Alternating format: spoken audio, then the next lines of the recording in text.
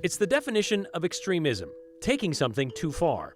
And recently, groups of extremists have formed in Idaho. But so have groups to combat those that have taken it too far, including a new one today. The Lisa Sánchez saga continues. Remember that threat of legal action? Well, it's not a threat anymore. She's had her first hearing in court today, and she's trying to get her counsel seat back. It's hard to imagine what life was like 100 years ago because, well, many of us can only read about it. That's not the case for Franklin Bus Hudson, though, a World War II vet that turned 100 yesterday. And we were there to celebrate. Extremism and Idaho certainly isn't a new coupling. From 25-year run of the Aryan nations in North Idaho at the end of last century to the American redoubt of about 10 years ago to the several small splinter groups that have since popped up since then, especially during the pandemic. There's the Three Percenters, the Liberty Dogs, People's Rights Network. But in the last few years, we've also seen form the counter to those counterculture collections. Groups that have formed to combat extremism in Idaho. Groups like Take Back Idaho, the Idaho 97, Defend and Protect Idaho. Well, there's another group that has announced its arrival, a group of high-profile business and political leaders that have set out to disarm extremism. They tell Joe Paris, highlighted by what is currently happening in Emmett, it's time for the silent majority to speak up. There are a few people who want to change Idaho from great to hate. That hurts our quality of life, our communities, and our businesses. It's that belief that helped create this, a new anti-extremism coalition named Idaho Leaders United. We're against extremism and violence, political violence against individuals threatening their liberty. We think that's going to create a broad coalition, easy for people to sign up, easy to get courage. Courage comes from numbers, courage comes from leadership and people being able to step up. Tommy Alquist, BVA Development CEO, is a part of the high-profile team who says enough is enough. Doxing at public officials' homes, intimidation protests, and threats of violence in recent years has elevated the political climate across Idaho. First is just awareness and courage to stand up, right? I mean, the first thing we need to do is call these people out, isolate them, let people know what they're up to. There are tricks and antics that are clear. It's the same playbook every time. They turn themselves into victims, then everyone's attacking them. Nothing could be further from the truth. They're attacking others' freedom. And just standing up as business-led, broad-based coalition as Idahoans and saying, hey, not here, not now. That's step one, and you'll see that come from our organization. Former Ada County Sheriff Gary Rainey says the group has a strong pledge to defend Idaho's true principles of freedom and equality. I think people who really care about this community want to be a part of speaking up. And it's hard to do individually. This gives us the group, the collective ability to send that message out and help support the right things and the right way to live life in Idaho. Life in Idaho is something that this group is very focused on. They worry that the changes, extremism and perceptions of extremism, they worry what those changes will have on Idaho. Just ask Idaho Leaders United member Odette Bolano, St. Alphonsus president and CEO. We have providers that are deciding to leave this wonderful state because of the political extremists and the political views that are distressing to healthcare workers. Idaho Leaders United says they are fully aware that other groups pushing against extremism already exist in Idaho. They say this effort is to push influential community voices as a group in a very different way. According to the organizers, this isn't about pushing politics. They say it's about allowing politics and life to exist in Idaho without extremism.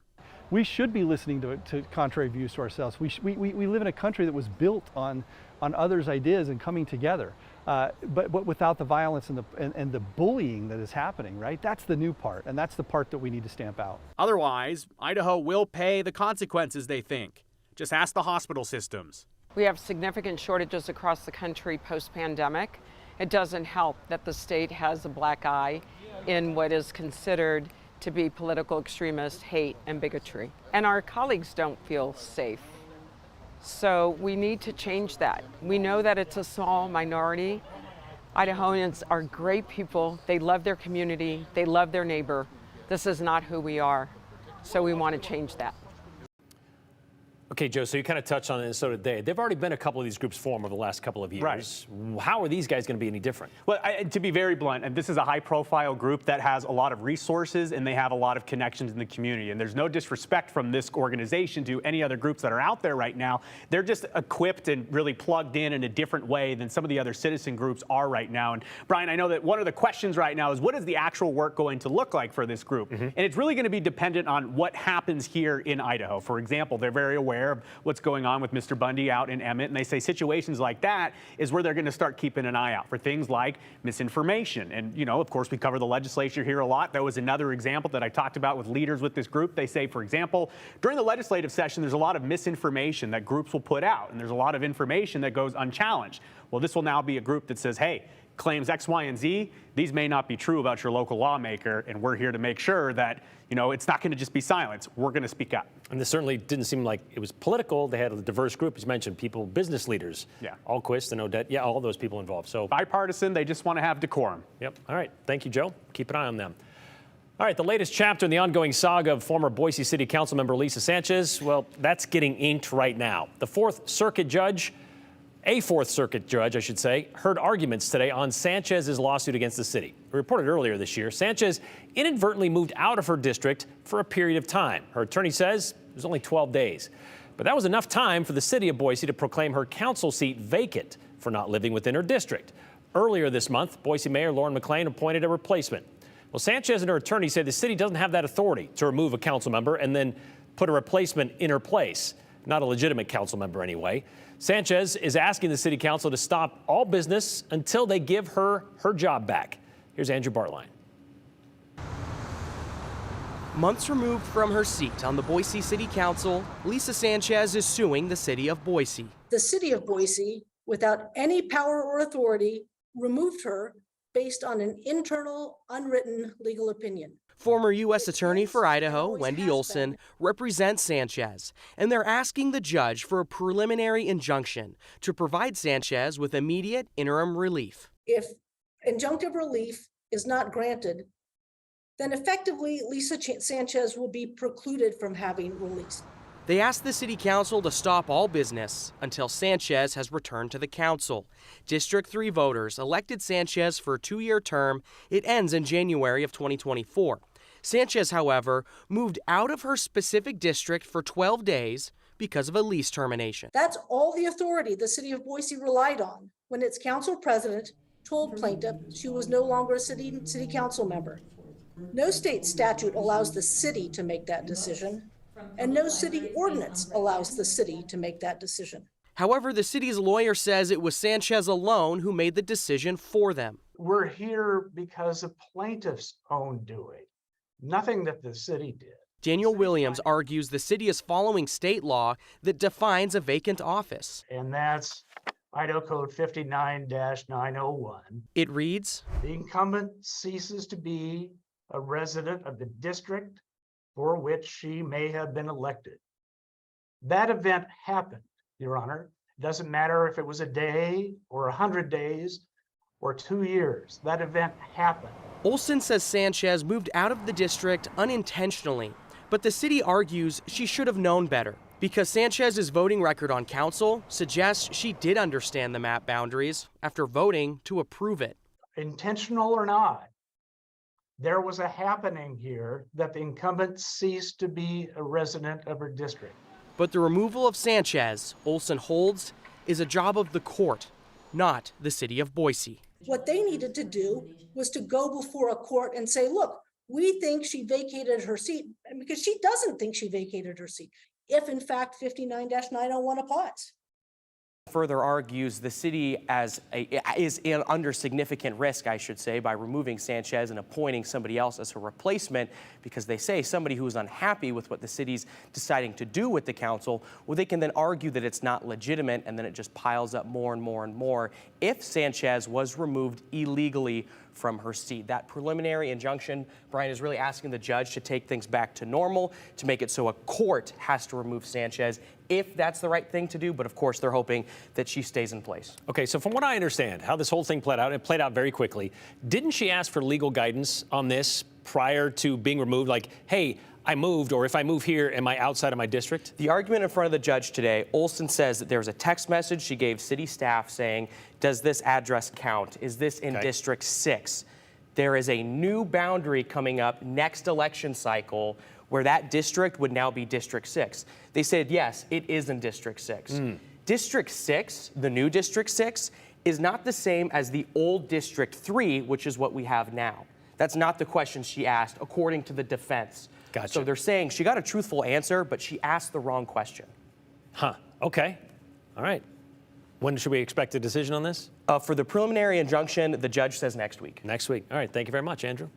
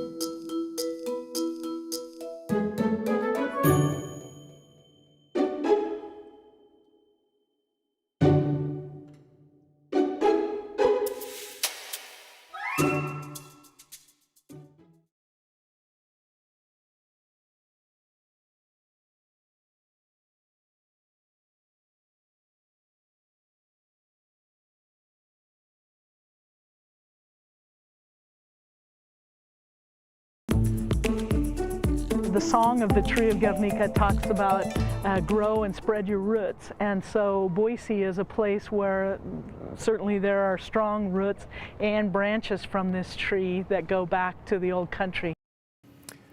A trip to the Basque Block will teach you about the connection between Boise and its sister city of Gernika, the small town in the Biscaya province of the Basque Country. The tree in front of the Ubaraga boarding house is a sapling from that original oak from Gernika, which was planted in 1988. About 80% of the Basque population of Idaho and Oregon, they can all trace their roots to about a 30-mile radius of Gernika. So there's a strong connection. There's also a lasting legacy of horror for this place. On this day, 86 years ago, Gernika, Boise's sister city, was under attack in one of northern Spain's worst atrocities ever.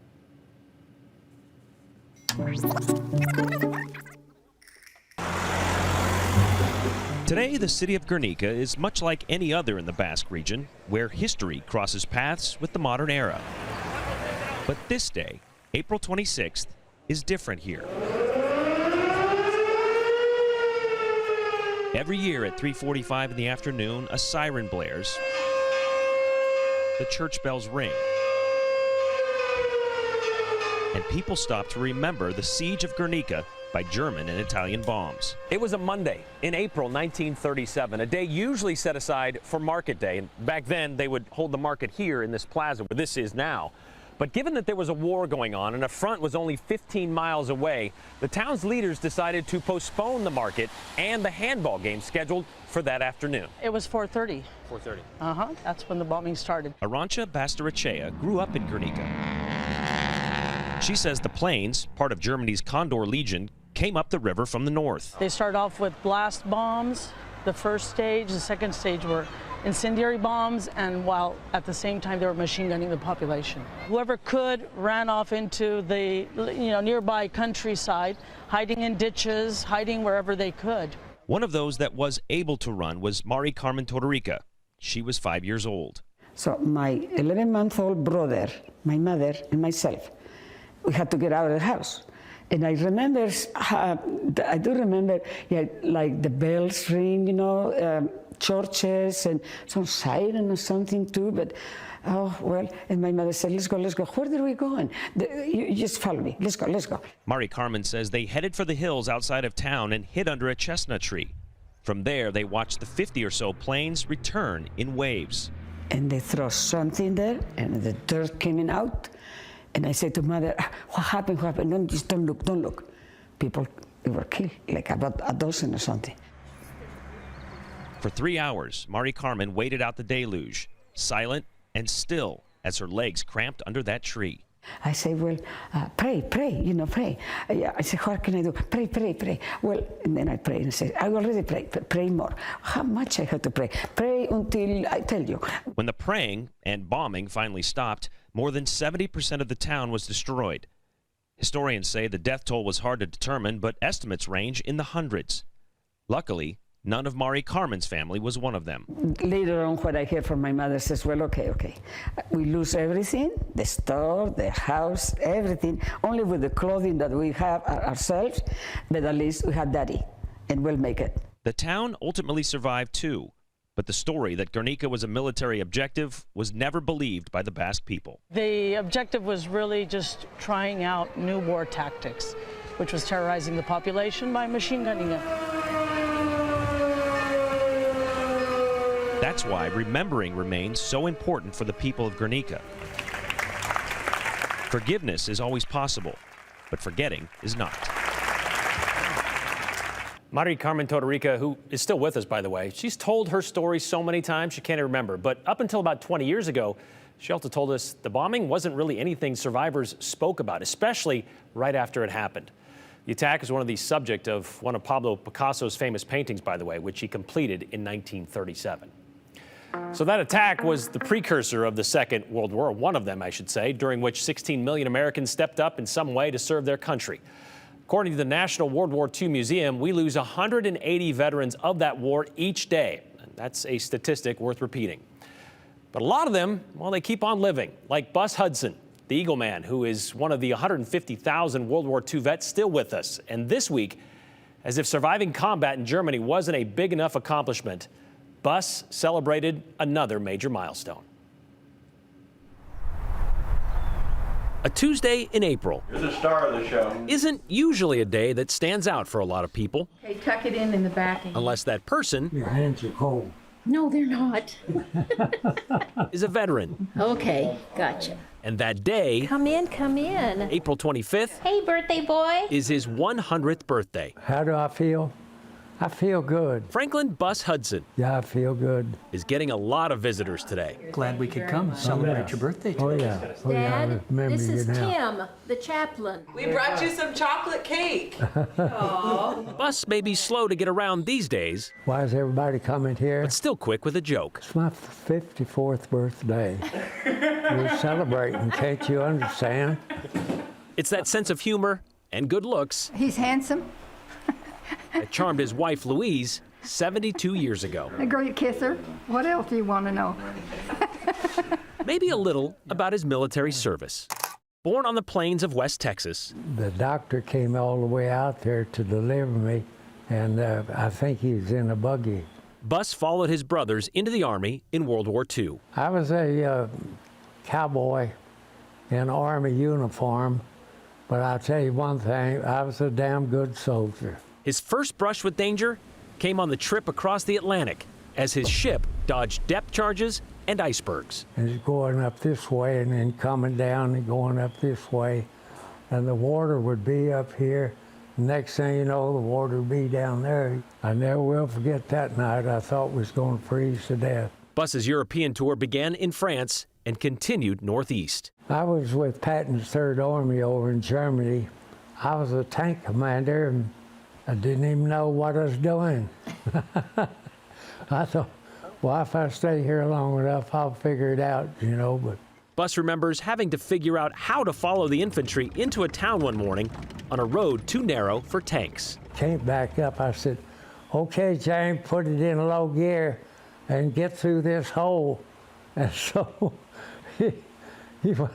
I meant for him to just tear the front of the building off, but I said, okay, everybody button up, you know, and wham, bam, bang. And looking around that whole damn building fell down. Bus returned to Texas at the end of the war to tend to his horses. A rodeo brought him to Boise the first time in 1957, and he returned for good in 1976, buying a 17-acre ranch in Eagle. I mostly fooled with horses, training horses, roping, rodeo, and everything. And I just more or less played for a living. And raised a family, which now extends That's my baby boy. to 4 generations. I haven't seen you in so long. It was a run that went faster than Bus expected. You know, they say that time really flies when you're having fun. We must have had a hell of a lot of fun because time sure got away with us. It sneaked up on us, you know. And next thing you know, we're old. But still living. I'm deaf, I can't hear, I'm blind as a bat. Like he's 90. But thank God I still got my driver's license. And don't tell anyone, he still takes advantage of that driver's license once in a while. Bus Hudson, I can't think of a more Texas-sounding cowboy name than that.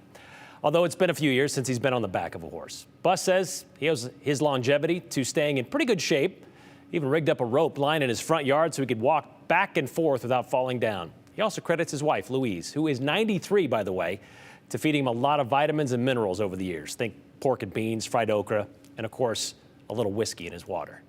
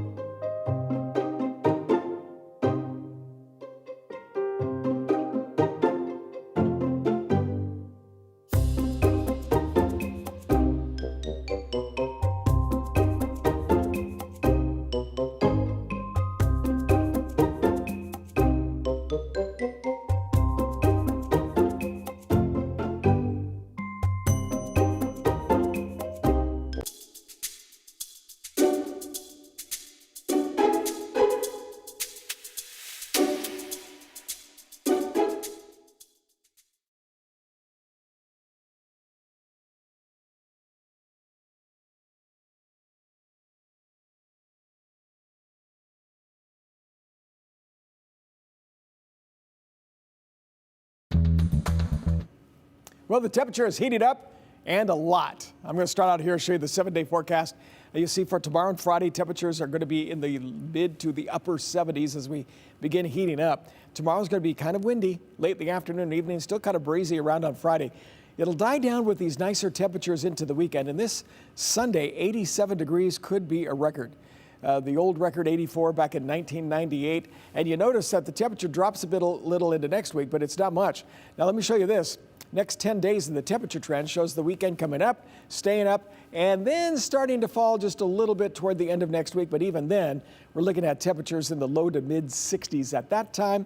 That's springtime, right? Up and down. Gardeners, you can see low tonight down to 45 and then some 50s. And some of these temperatures stick around to the 50s, to the upper 40s. Maybe some information that you need just to think about what you want to start doing as we head further into the spring months.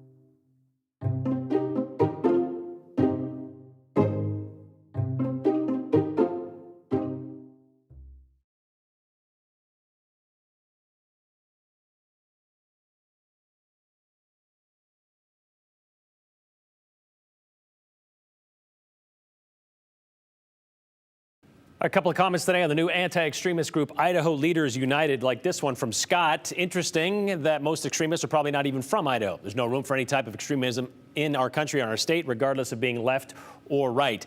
Kudos to seeing another positive group formed to combat hate in Idaho. I was raised here and love the state, but hate the politics. Sad that some law officials are afraid to deliver summons to certain individuals because of safety. Isn't that what they're supposed to do? We need officials that aren't afraid to do their jobs, says Rob, who is concerned in Emmett.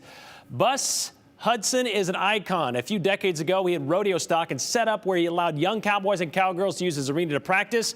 Godspeed, Bus. Tammy says that in Caldwell. A lot of people thinking the same thing, Tam. Thanks. We'll see you tomorrow.